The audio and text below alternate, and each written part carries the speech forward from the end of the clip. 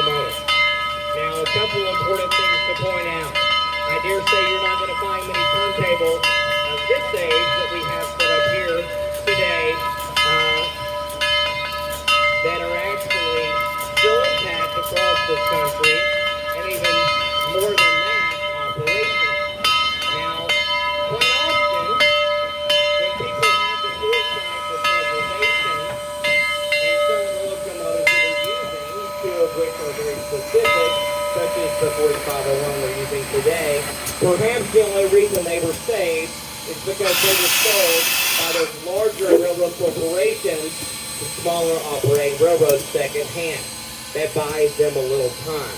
If they had stayed with and remained with those larger operating railroads, most likely, like hundreds of thousands of other steam locomotives, and of course later on diesel locomotives, were scrapped, cut up by the torch.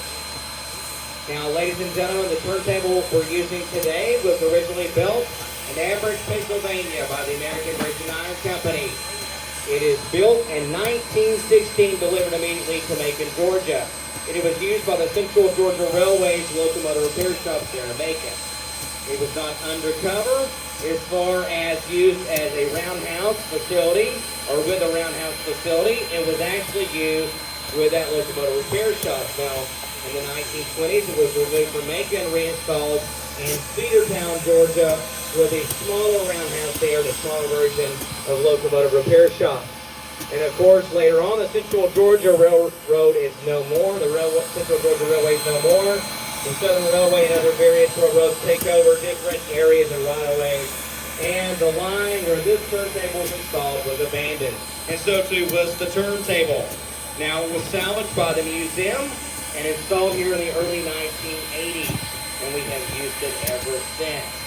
Mr. Gordon, I'm ready. We'll start talking about the locomotive as we put it onto the table.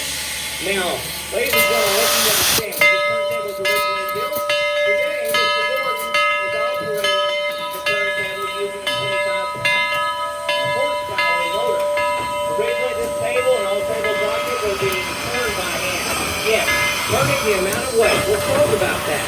The turntable itself weighs 80 tons. That's almost 200 tons, combining the locomotive and its tender of weight. It's called about 208 tons.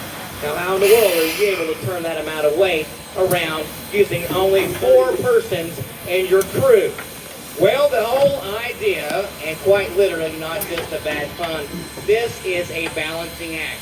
You have to get the weight of your locomotive, whatever locomotive is weight, whatever locomotive that you're using for the day for operation. Right here in the center, about 40 feet right here from either side, there is a 6-foot bearing. You have to get the weight of your locomotive balanced over the bearing, which you cannot see hidden by the bridge plate there. All right, it's a balancing act, quite literally. If so, you would be able to turn it by hand. The poles would have been extruding, extending 4 of those from either end.